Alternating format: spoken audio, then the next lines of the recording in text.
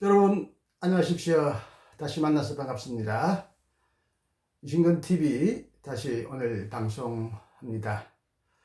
오늘 여러분에게 방송할 주제는 예수의 산상설교 29번째 겸손하게 금식하라 입니다. 마태복음 6장 16절부터 18절 말씀인데요. 금식할 때 너희는 외식하는 자들과 같이 슬픈 기색을 내지 말라. 저희는 금식하는 것을 사람에게 보이려고 얼굴을 흉하게 하느니라. 내가 진실로 너희에게 이르노니 저희는 자기 상을 이미 받았느니라. 너는 금식할 때 머리에 기름을 바르고 얼굴을 씻어라. 이는 금식하는 자로 사람에게 보이지 않고 오직 은밀한 중에 계신 내 아버지께 보이게 하려 함이라. 은밀한 중에 보시는 내 아버지께서 갚으시리라. 요즘 사람들도 건강관리를 위하여 금식하는 경우를 자주 볼 수가 있죠. 그러나 원래 금식은 종교적인 수행의 중요한 한 가지 요소였습니다. 불교와 힌두교, 이슬람교를 믿는 신자들만이 아니라 요가를 수행하는 자들도 금식을 종종 행합니다. 유대인들도 1회에 2번씩 월요일과 목요일에 정기적으로 금식하였다고 합니다. 누가복음 18장 28절을 보면 어떤 바리새인이 나는 1회에 2번 금식하고 소득의 11조를 드리나이다 라고 말하는 장면이 나옵니다. 기도와 구제와 함께 금식은 유대사회에서 적극적으로 권장되고 칭찬을 받는 경건 생활의 하나였습니다.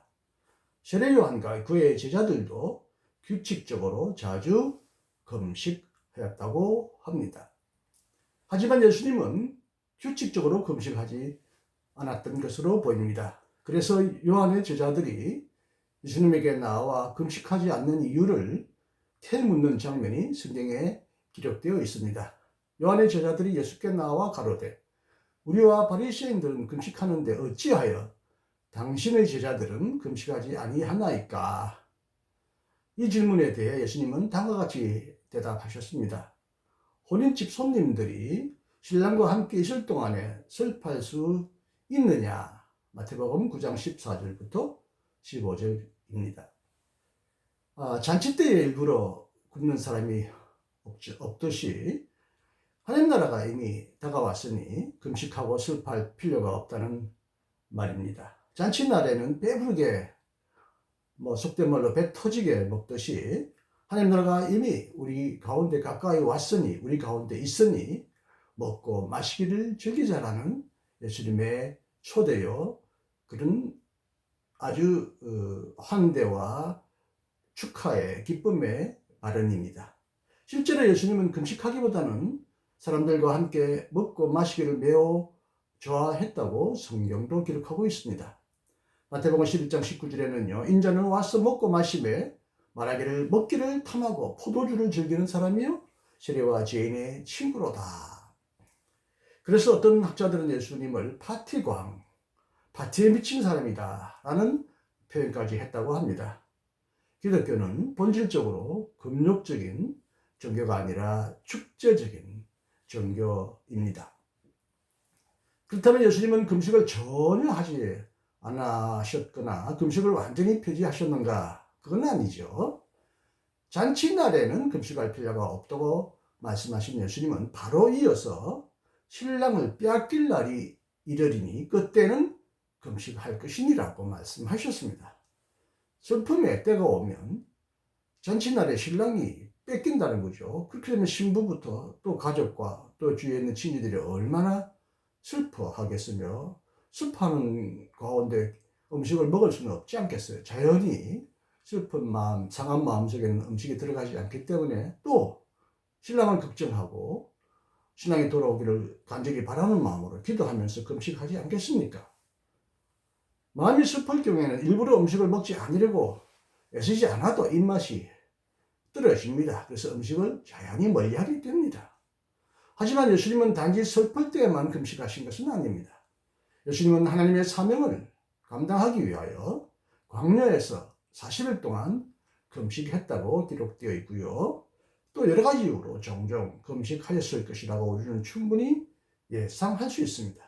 그러므로 금식은 예수님과 제자들이 행하신 하나의 일일 뿐만 아니라 모든 사람이 수행해야 할 중요한 종교적인 하나의 덕목이요, 종교적인 경건의 행위로서 권장할 만한 일입니다. 그렇다면 금식의 목적 혹은 금식의 유익함은 어디에 있습니까? 성경에는 금식을 행하는 이유와 상황을 여러 가지로 설명하고 있습니다. 일반적으로 사람들은 회개할 때 겸손의 표현으로 금식했습니다. 느헤미야 9장 1절과 2절, 요나서 3장 5절. 그리고 하나님의 인도와 자비를 빌 때, 자비를 간구할 때 사람들은 금식하면서 기도했습니다. 출애굽기 24장 18절, 에스더 4장 16절, 마태복음 4장 1절, 2절.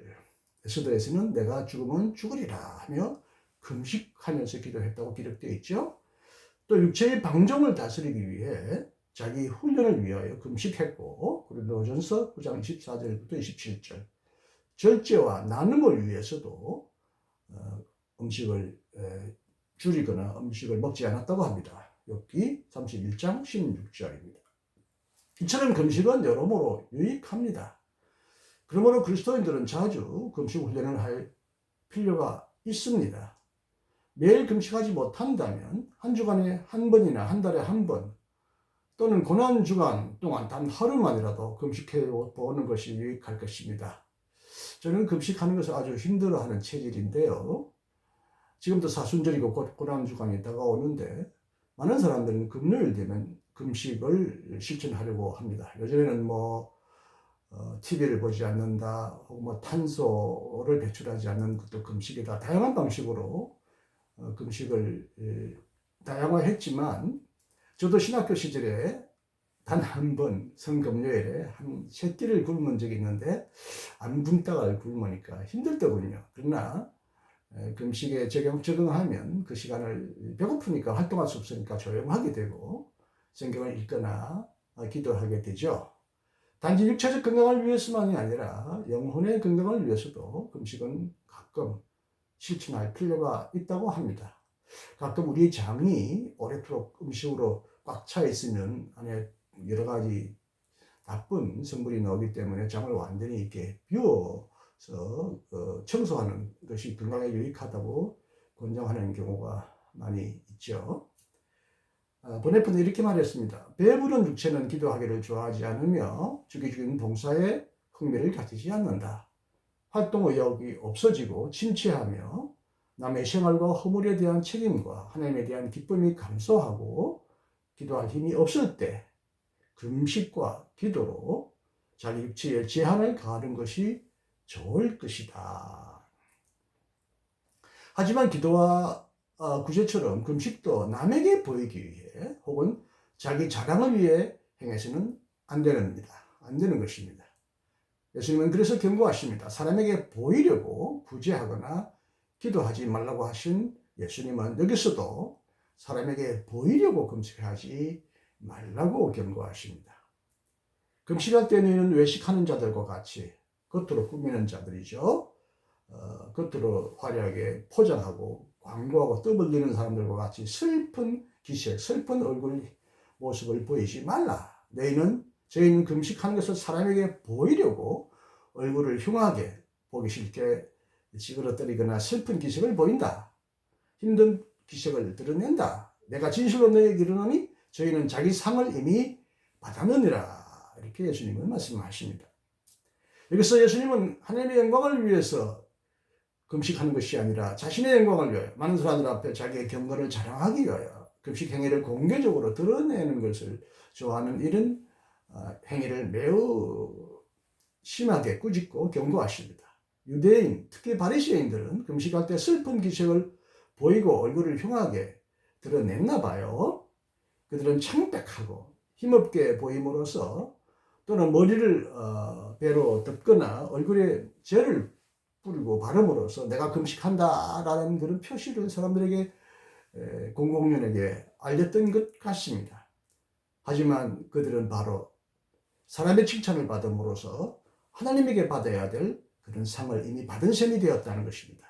대중의 칭찬을 받음으로써 은밀한 중에 지켜보시는 은밀하신 중에 상급을 주시고 보상하시는 하나님으로부터 받아야 될 상을 이미 받아버렸다. 자기 스스로 그 상을 거둬버렸다. 스스로 그 상을 인간으로부터 받아들였기 때문에 하나님이 상을 줄 이유가 없어졌다고 말씀하셨습니다. 이런 외식 행위에 대해 엄중히 경고하신 예수님은 금식할 때 머리에 기름을 바르고 얼굴을 씻으라고 명하셨습니다. 이 말은 화려하게 꾸미고 금식하라는 뜻은 아닙니다. 만약 그렇게 오해한다면 이 말은 마치 금욕을 빌미로 사치를 조장하는 말이 됩니다. 어떤 기름을 금식할 때 발랐는지는 몰라도 깨끗하고 단정하게 머리를 발라라고 하셨던 예수님은 이 기름이 그 당시로는 우리보다 지금 사는 현대의 그 수많은 다양한 기름, 싼 기름보다 비싸고 구하기 어렵기 때문에 기름을 바르는 것이 자칫 잘못 오해되면 또 하나의 외장을 꾸미는 장식이나 사치로 오해될 가능성이 있겠습니다. 만약 그렇게 되면 칼뱅의 말대로 외식을 물리치기 위해 또 다른 외식을 불러들이는 셈이 됩니다. 이 말은 남이 금식하는 것을 눈치채지 못하도록 평소에 기름을 바르고 머리를 깨끗하게 단정하게 하듯이 그렇게 단정하고 깨끗한 모습으로 금식해야 한다는 뜻이겠습니다. 다시 보네프가 말한 대로 겸손을 위한 자발적인 훈련에서도 철두철미 겸손해야 한다는 뜻입니다. 우리는 금식을 때때로 할 경우가 있을 때 허영과 명성을 위하여 사람들의 칭찬과 보상을 바라고 사람의 시선을 의식해서 금식해서는 안 될 것입니다. 왜냐하면 하나님은 특히 외식이라는 말은 여러 가지 뜻이 있지만 바깥을 꾸민다는 뜻이지만 이것은 일종의 연기죠. 연기를 하나님은 싫어하시고 오직 마음이 진실한 사람을 하나님은 사랑하시기 때문입니다. 그리고 은밀하게 금식하는 자에게 은밀한 중에 계시는 하나님이 보고 계시고 적절히 갚아주시기 때문입니다.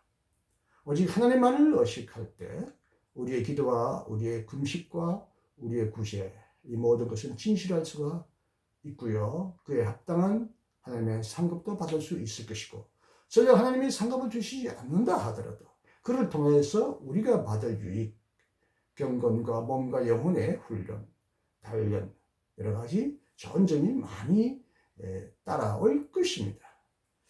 이번 순환절 주간에 특히 성금요일에 금식을 결정하시고 실천하시는 분들은 정말 이 예수님의 정신에 따라 은밀하게 금식하지 않는 듯이 그걸 일부러 연기하는 뜻이 아니지만 금식하려고 일부러 이렇게 겉을 꾸미거나 기색을 보이지 않게 조용히 그래서 겸손하게 기도하심으로써 많은 은혜와 유익함을 꼭 얻으시기를 부족한 제가 감히 여러분에게 권장해 드립니다. 부족한 강의를 방송을 끝까지 경청해 주셔서 대단히 감사합니다. 다음에도 또 만날 수 있기를 바랍니다. 이제 산상설교 해설이 몇 번 남지 않았으니 끝까지 함께 동행해 주시기를 간절히 기원합니다. 여러분 오늘도 안녕하십시오. 감사합니다. 이신근이었습니다.